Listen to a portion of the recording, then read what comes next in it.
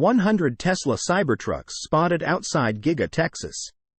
Tesla's ramp-up of the Cybertruck seems to be going smoothly and according to plan, as somewhere around 100 units were spotted outside of Giga Texas today. Questions surrounding the Cybertruck's ramp-up period were undoubtedly running across the minds of every Tesla fan, investor, and employee.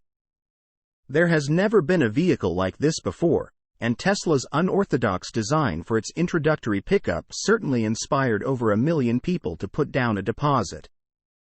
However, demand was never the concern with Cybertruck.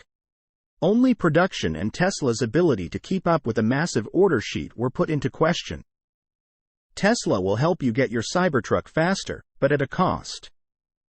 Tesla had slowly started to work its way toward a more accelerated production rate at Giga Texas by the end of 2023. Just over a month after deliveries of the Cybertruck had started.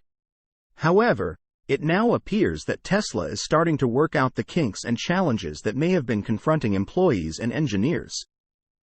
There were over 100 units spotted on the grounds of Giga Texas today by drone operator and factory observer Joe Tetmeyer. For the first time, just over 100 Cybertrucks visible at Giga Texas today. Over 70 on the E-side testing calibration lot. 15 at the SW temporary staging lot, 20 at the new W outbound lot. More were exiting the factory too during my flight. Definitely seeing more production.